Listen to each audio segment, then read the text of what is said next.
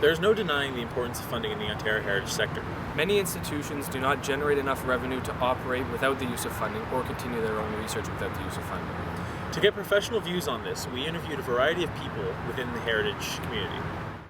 My name is Bonnie Glencross, and I am tenured track full-time faculty at Wilfrid Laurier University.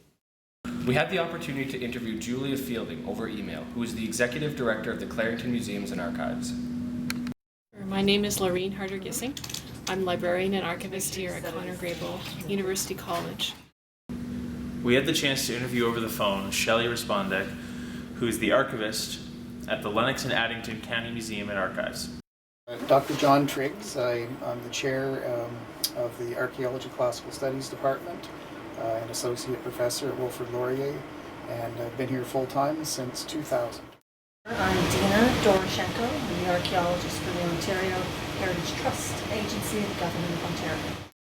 The purpose of this video is to examine current opinions within the field in light of recent funding cuts. And also explore successes that have been brought about due to funding, and question why these cuts have been allowed to continue, despite the overwhelming need and success of funding. The following are the questions that we prepared and asked the previously introduced professionals. Would you please be able to give us a brief overview of your institution?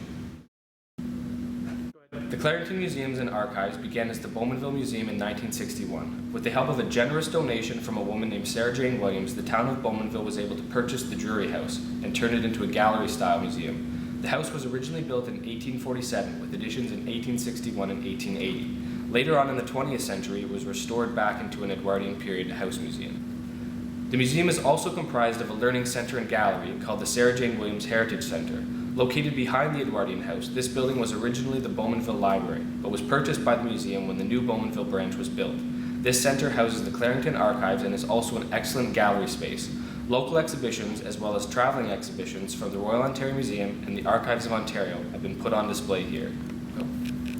Finally, the Clark Museum is a 19th century schoolhouse museum complex. It houses some temporary gallery space that is often used to display exhibits that feature local agricultural history, as well as the early pioneer history of Clarington. Outside on the property is a turn-of-the-century blacksmith shop and various farm implements and equipment. This property was the first designated heritage building in the area. In about the 1930s, Mennonites were starting to wonder about their history because they had been in Canada for about 140, 150 years at that point, and really had no sense of their history here in Ontario. So there was a man named Louis Brubaker, and he went around, Louis Burkholder is his name. He went around to attics and church basements and anywhere that he could find documents and brought them in and did research and wrote a book. When he was done, they had no place to keep all these things, so they sent them off to the Archives of Ontario in Toronto. And then in 1941, the Mennonites built a bookstore in downtown Kitchener, and they included a room in the back for archival materials. So the archives went back from Toronto to Kitchener and lived there for a while. It toured around a bit, different Mennonite institutions, and when Conor Grable University College was built in the early 60s, they thought this might be a good permanent home. So the archives came here, and it's grown ever since. It's not only church records, but it's also records of individuals, diaries, letters, that kind of thing, photographs, film, all different kinds of formats as well.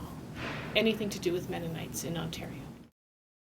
Well, the Ontario Heritage Trust was founded in 1967, and we were essentially made into an agency, actually a non-profit charitable agency of the Government of Ontario through the ministry that usually has culture attached to it. It's been through many different names over the 47 years that we've been in existence. But the Ontario Heritage Act, which was legislated into existence in 1974, actually made us an actual body. We basically were already acquiring property as essentially a trust and as a funding agency as we developed into in the 1970s and onwards. our core mandate has always been essentially the protection, preservation, and promotion of Ontario's heritage, and with particular reference to provincially significant architectural, historical, archaeological, and natural or cultural heritage. So those are the areas that we work in and that we support and or have supported in the past. Beginning in 1974, once the Act was in place and gave us certain powers under the Act in Section 2 of the Act, which has been revised and in 2005, which slightly changed who we are. In particular, our name changed in 2005 from the Ontario Heritage Foundation to the Ontario Heritage Trust. And that was largely because our work had changed. It had shifted from 1995 to 2005. We were no longer a major source of funds for the heritage community in Ontario. And that was a decision that was made in 1995 by our board of directors. Now, from 74 to 1991, the trust, in terms of its involvement in archaeology, was the body responsible for licensing archaeologists. We were also responsible for a grant program in archaeology. And the grant program changed during that 17-year time period. I'll just use the word trust as opposed to foundation, so that's just some continuity. The trust cash flowed over 17 years, over $1 million that went to archaeological researchers in the province of Ontario. And there was different streams in terms of grants that were available. There was a stream which was directed primarily to graduate students, master's and doctoral dissertation work. And it supported everything from fieldwork to collections research. Then there was a stream which was to support the salvage archaeology programs that were happening in the province. And then there was another stream that related to publication of books. There was an actual sort of history book publication program, and the archaeology committee of the trust would also put some funds into place so that there were books that could occasionally be published about the archaeology of Ontario. Now, at the same time, the trust was also doing archaeology on its own properties, and it was through that the archaeology committee. We used to have a different makeup of our board. We used to have a archaeology committee, a history committee, an architecture committee, and the archaeology committee had a lot of different fingers in different pies. So grants was one, licensing was another, and then of course funding actual archaeological work on our own properties was another one. And then we were also supporting sometimes conferences or special meetings, if you want to put it that way, across the province related to archaeology. So it was a very active program between 74 and 1995. Now what happened? Governments changed. In between 93 and 95, we had two changes in government, from the NDPs to the Conservative parties, which dramatically changed the funding structure of the trust, but also many other organizations involved in heritage across the province. So that decision was made in 95 by the trust because we couldn't support the program anymore, and it was mostly due to staff resources. And there was also a shift in the structure of the board of directors in terms of what their roles and responsibilities were. And that largely happened because in 91 there was an administrative separation. So the agency, the Ontario Heritage Trust, separated from the ministry that we were associated with. So at that time we were working in the ministry offices, and then we moved down to this building in downtown Toronto. And we became, not completely, but an agency which was on a different schedule, which meant that we had a little more arm's length distance from the ministry than we used to, but we're still tied to the ministry. A little more tighter than agencies like the Royal Ontario Museum or the Ontario Science Centre, because most people don't think of that as a government agency, but technically they are, but they're arm's length. We're not quite there yet either. What type of services do you offer? In our new building, we're going to be having an actual dedicated reading room for archival materials, and that will contain some equipment also. So special digital microform readers and other electronic equipment for people to digitize things themselves. We will have a space for display, which we never had before, so we'll be able to actually mount exhibits in a gallery. And that's really exciting because that will bring in not only people who are interested in doing research, but just more the general public who might not know that much about archives, but might be interested in a topic, and then they'll come and see the exhibit. So we'll be able to do a lot more community-oriented stuff once we have our new space. Well, we've got people request photos, so we have a fee structure in place for providing copies of photographs. That's one of the main ones people ask for. Our photocopier printouts of photos, and then the other service we provide would be a research assistant. And I have a part-time staff person that does actually do a couple hours of research for people. And so we just charge for copies for that right now. So those are the three main services. And then besides myself, if people want a guest speaker, then I will go out and provide a topic of presentation. We do school programming as well, so I will work with the museum side to provide school programs. None.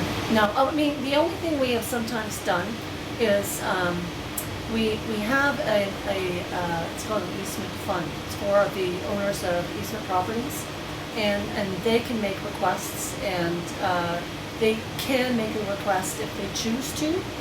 They have to get matching funds that they want to fund, a particular archaeology project if they have to. Yeah. But that's been not very frequent, unfortunately. I can't say that we're really not a granting agency any longer. That's probably, sad news, is that once we ended that program in '95, we've never really gone back to it. Is there a need for it? Yeah, there is. But it doesn't necessarily mean that we're going to be able to fulfill that need. We actually receive grants ourselves, technically speaking. We do. We receive federal grants. We receive additional funds from the ministry, more or less as a grant, to undertake certain projects. But in terms of us turning around and externally giving funds out, no, we rarely do that anymore, unfortunately. We had a program for a number of years. I think it was around 2002 to 2005, called Heritage Challenge Grant. And most of the money went to architectural projects, saving built heritage. And it wasn't, I think part of the problem is there was never any attempt to lobby the ministry to get the grant program back to the trust. Who uses these services? I would say you could probably divide it up just about evenly between people who use it for family research and genealogy, people who use it for academic research, people doing, say, their masters or PhDs, or undergrads working on special projects, and people who are doing local history. So someone wants to do the history of their congregation, or someone wants to do the history of their town, and there was a lot of Mennonite involvement in their town in the settlement of it. Those people would kind of fall into that third category as well. There's a smaller group, but what I think is interesting is that in terms of non-historians who would use our archives, it would be the arts community who would come and draw inspiration to write a play, or someone might come from Stratford because they want to hear our oral history tapes to listen to a certain dialect spoken in Waterloo County, that kind of thing. So sometimes you get some interesting and kind of unexpected uses also. I get archaeologists. I get real estate agents. There's surveyors and engineers that come in to use it, and then you get your family genealogists, of course. And sometimes I get professors from Queen's University coming. And then the media every now and then as well. If they will contact us for a photo or background information on a story. How accessible do you find funding? It's very competitive, right? Obviously, there's not enough funding for everybody.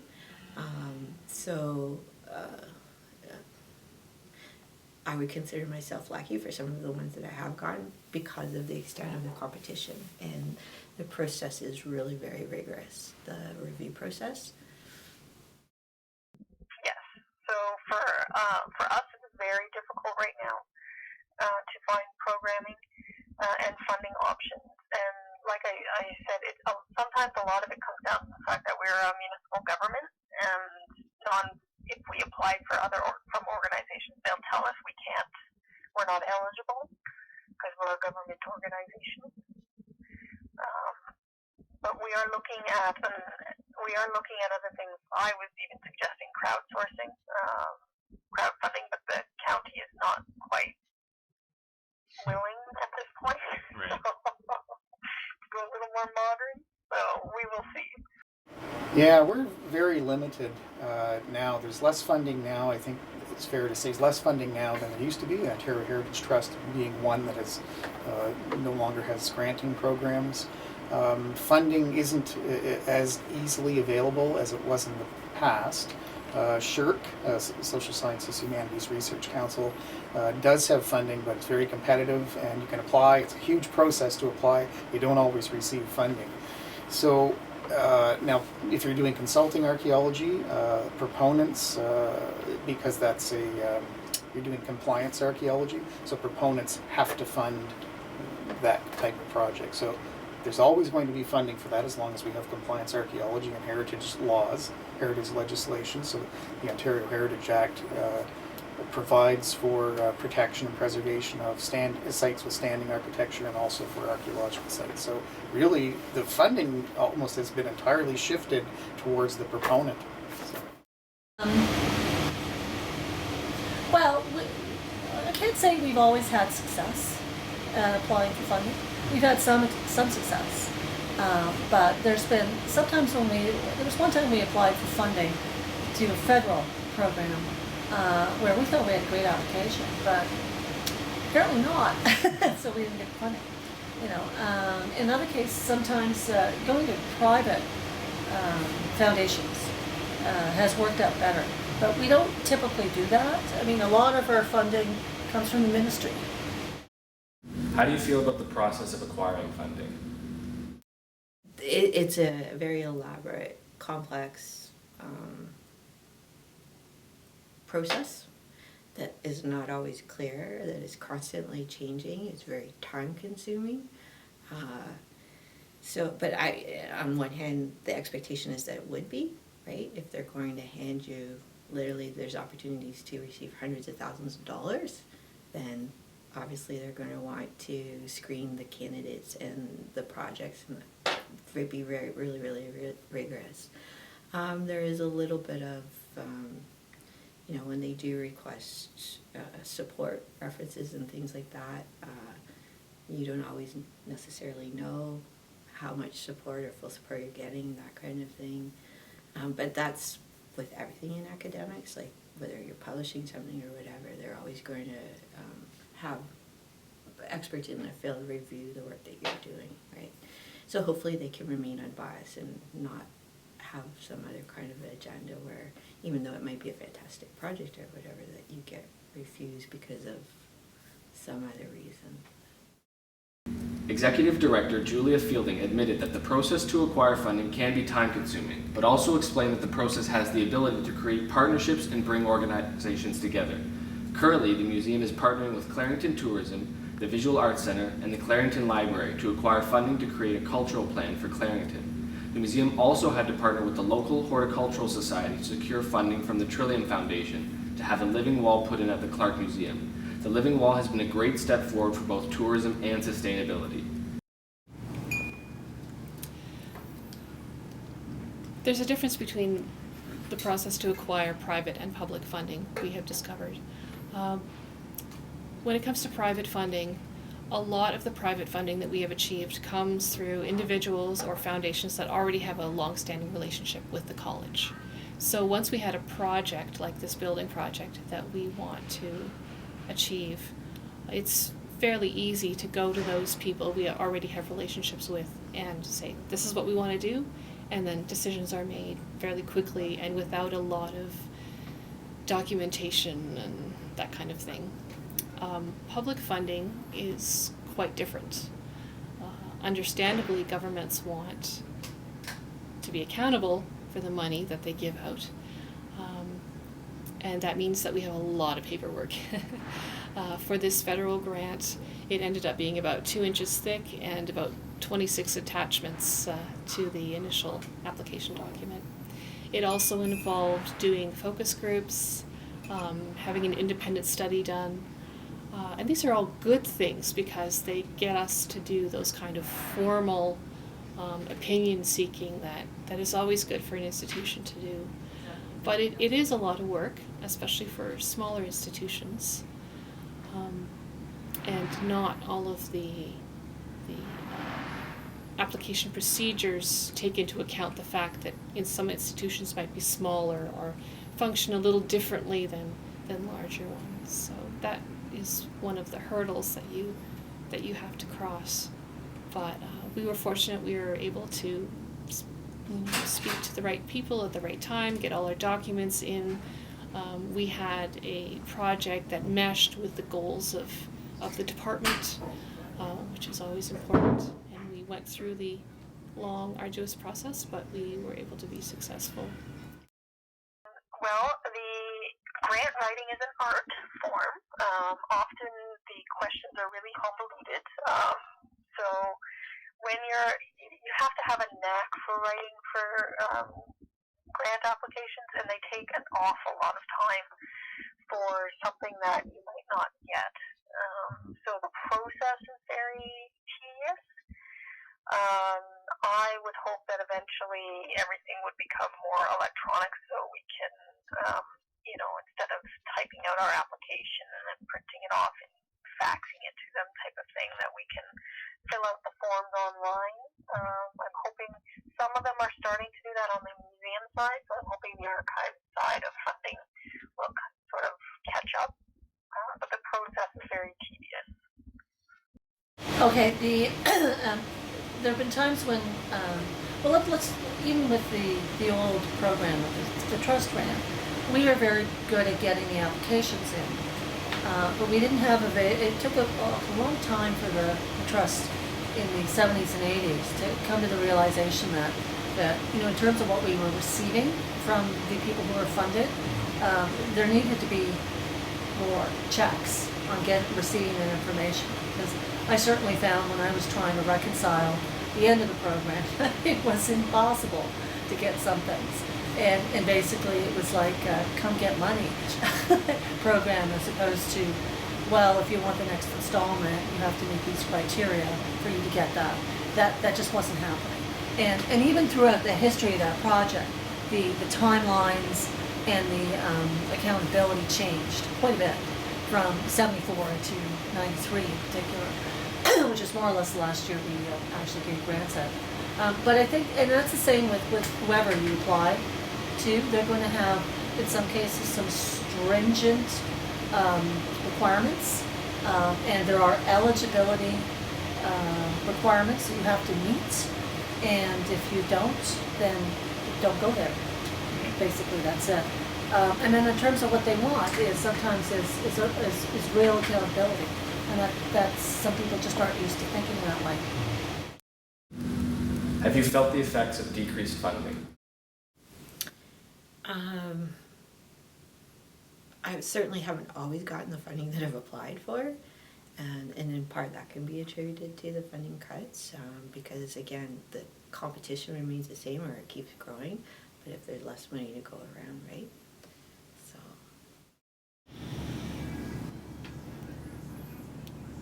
We haven't directly because none of our projects that we're currently involved in or would be involved in the immediate future would require the kinds of funds that were cut. However,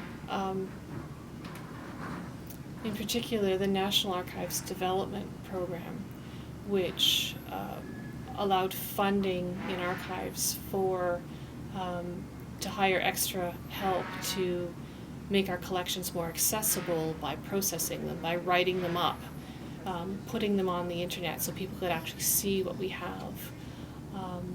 We have none of those types of projects in the hopper at the moment because we're preoccupied by our building. But we will in the future need that kind of thing to happen. And the fact that that fund is no longer there is very difficult, not only for us, but for archives across Canada, especially smaller ones. So we are hoping that with the new administration at Library Archives Canada and a new Heritage Minister that perhaps the value of that program can be seen and restored. Yes, so we basically right now I have probably 7 years worth of backlog, 7 to 10, and so those collections, people donating to the archives far outweigh how fast I can process them. So the downside is that collections just sit on the shelves and people can't use them because there's no index for them. So we have noticed that because if I can't apply for extra funding to get someone to come and help me, then those projects don't get done. Well, I guess the Ontario Heritage Trust to go back because they've canceled that program. That is no longer available, so it's just not an option anymore. SSHRC, as I said, is very competitive. You can apply for SSHRC, you don't always get it, and then the other sources of funding are just they're on a per project basis. And the university has been good in supporting our projects, and of course the students have been contributing towards that as well. The trust receives money from the ministry, so there's a portion, and we also raise money, so we generate revenue. But the portion that we receive is actually taxpayers' money, so we have to be accountable to that. So we can't necessarily squander it. We have to be very careful about what we're spending it on to meet our mandate. And that basically means if we have less money, then we might, for a period of time, do less, or try to do it a different way. What have you been able to accomplish with funding? I have specific research projects. Largely, the SSHRC funding helped me go to Çatalhöyük in Turkey, and it's an interdisciplinary, a large team, a collaborative team looking at cultural adaptations during the Neolithic. So what are these people doing while they're transitioning from hunter-gatherers to adopting agriculture? And we studied bone health, bone maintenance, and fragility. The Clarington Museum and Archives have been able to use federal funding to hire summer students through the Young Canada Works program. In the last 5 years, we've applied to what's called National Archival Development Program. It's a federal funding program. Unfortunately, it was ended last year in 2012. But in the 5 years that I've been here, we applied twice for it, and we received funding from that pot of money.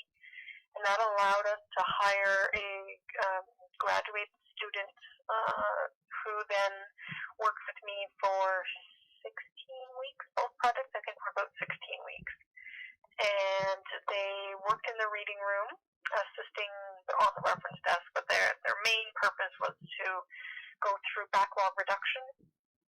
So I gave them a bunch of collections that had not been processed, and they sat down and organized it, and inventoried it, and produced what's called a finding aid, so an index to the collection. This past summer, the students led an extensive marketing campaign that led to one of the most successful summers with regards to the Edwardian Tea event, run weekly on the veranda of the Drury House. So that would be the big thing, but right down to the Ontario Heritage Foundation, small things for if I'm looking at a particular site and I need some radiocarbon dates or something like that, I've applied for funding and gotten funding for that as well.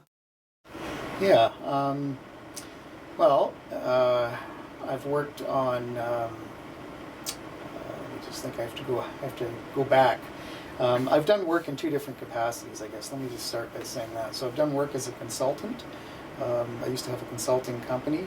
I still do a little bit of consulting, but not nearly as much as I used to do. So the funding for those projects was the proponent would pay for the whatever type of work we did. Almost exclusively the work that I did was on historic period sites. Some had standing architecture, and some were completely archaeological, and some were both. So I did a lot of work at Dundurn Castle, for example, where I was hired there not so much as a consultant, but to run an archaeology program since 1991. And I ran that for about 10 years. I'm still sort of involved in it now. But that was funded. Dundurn Castle in Hamilton it's a 19th century site that everybody sees the castle on the building, and that was built in the 1840s, but the site actually goes back to the 18th century, and then there's pre-contact material as well. So there's a long history, about a 10,000-year history at that site. We did years of excavation there. It was funded on 3 different levels, so municipal, provincial, and also federal. We did have some private donations as well. So that was a project where it was done because the building was going to be restored, the castle was going to be restored, and initially that's what started the archaeology being done there. And we found through doing field schools there with McMaster University, we hired archaeologists with provincial funding and federal funding, I guess. So it turned into a much larger project, and we were able to keep it going for over 10 years, which is unprecedented in Ontario. So that's really sort of that's the best way archaeology can be done. That's the best sort of funding, with 4 different levels, we count private. And everything was done the way it should be done. The archaeology was run like a research project. We were working hand in hand beside the historical architects, so there was a lot of communication. There were interpretation programs that we got government funding to do that, so we had archaeological interpreters, and so it was a huge project, but even won an international award, museum award. Mm.